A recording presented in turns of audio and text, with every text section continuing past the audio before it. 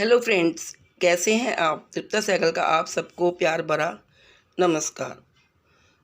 दोस्तों, हम सब मंदिर जाते हैं तो मंदिर के बाद हम चप्पल उतार कर ही अंदर जाते हैं।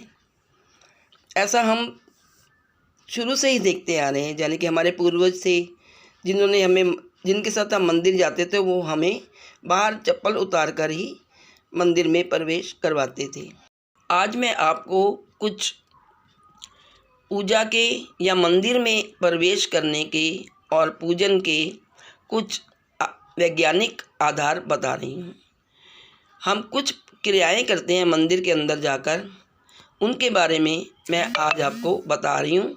3-4 वो ऐसी बातें जो हम मंदिर के अंदर जाकर करते हैं और धार्मिक दृष्टि से उनका क्या महत्व है तथा वैज्ञानिक दृष्टि से उनका क्या महत्व है।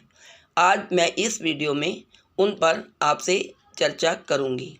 लेकिन मेरी एक रिक्वेस्ट है, वीडियो शुरू करने से पहले यदि आप मेरे चैनल पर नए हैं तो प्लीज़ चैनल को सब्सक्राइब कर लें और मेरी वीडियो अच्छे लगने पर, पसंद आने पर उसे लाइक तथा शेयर अवश्य करें और बेल का आइकन भी प्रेस कर दें ताकि मेरी आने वाली नई वीडियो की नोटिफिकेशन सबसे पहले आपको मिल सके। तो आइए चलते हैं दोस्तों अपनी वीडियो की ओर। आइए आज जानते हैं कि चप्पल हम बाहर उतार कर मंदिर क्यों जाते हैं। मंदिर में प्रवेश नंगे पैर ही करना पड़ता है। यह नियम दुनिया के हर मंदिर में है, यहाँ नहीं विदेशों में भी। कहीं भी जब हम मंदिर में जाते हैं तो मंदिर के बाहर चप्पल उतार कर जाते हैं।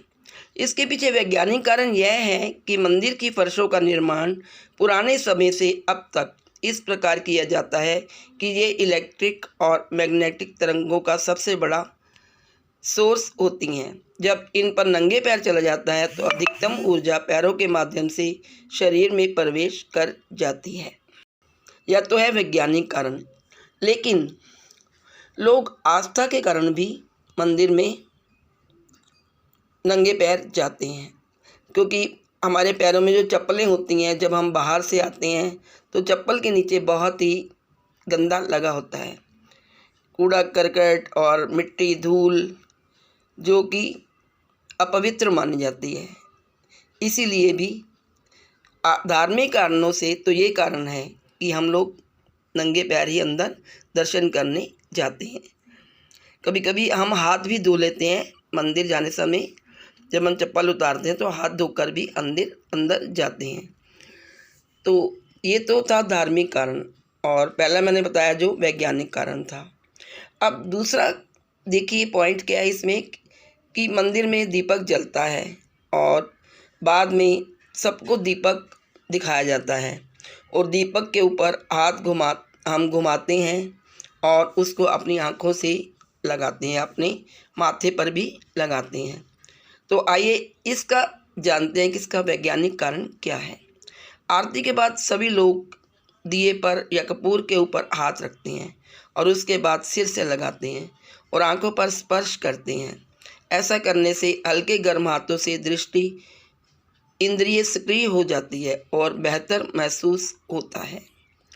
लेकिन हम लोग श्रद्धा के कारण, क्योंकि वो दीपक ज्योति भगवान के आगे जगाई जाती है और भगवान की शक्ति उसमें समा जाती है और उसी दीपक को, उसी चमकती हुई ज्योति को हम अपने अंदर समाहित कर लेते हैं अपने हाथों के द्वारा, अपनी आँखों पर लगाकर। ये था धार्मिक दृष्टि से।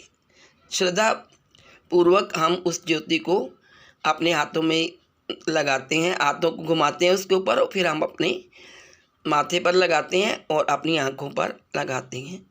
तो एक बहुत ही हम नतमस्तक हो जाते हैं उस ज्योति, उस दीपक के प्रति। तीसरा पॉइंट है दोस्तों, मैं बता रही हूँ कि मंदिर में घंटा लगाने का कारण।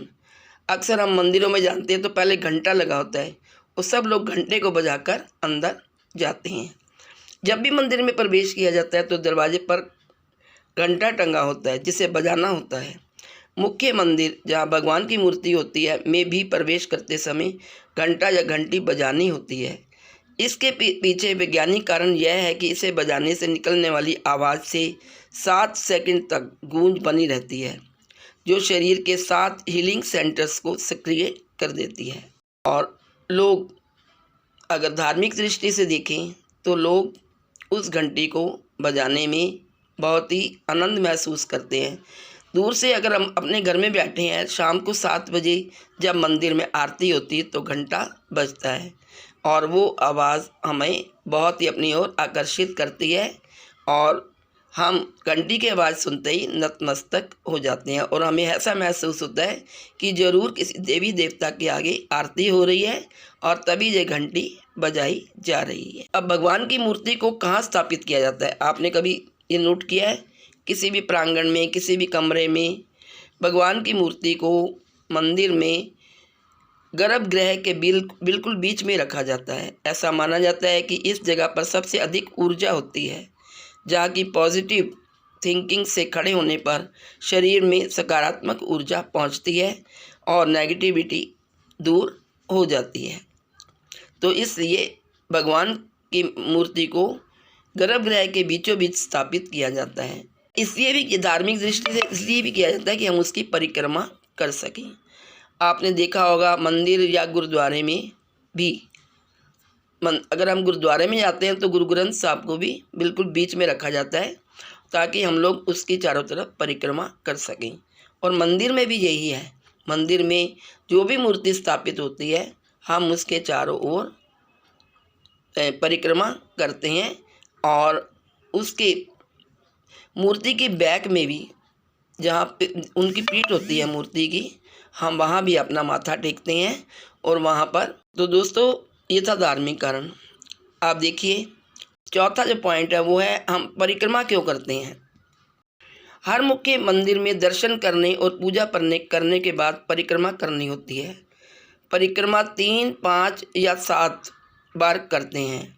जब मंदिर में परिक्रमा की जाती है तो सारी जो पॉजिटिव जो एनर्जी है शरीर में प्रवेश कर जाती है और मन को शांति मिलती है।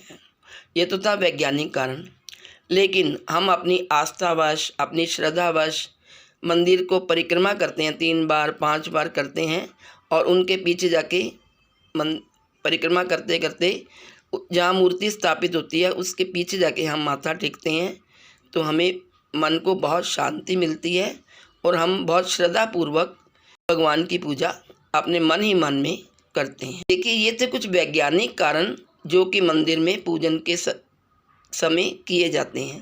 कृपया मंदिर पूजन के प्रति इन वैज्ञानिक आधारों को शेयर कीजिए ताकि आम लोग मंदिर की इन व्यवस्थाओं को समझ सकें। तो फ्रेंड्स आज इस वीडियो में इतना ही। यदि आपको वीडियो अच्छी लगे तो please like, share and subscribe. Thank you.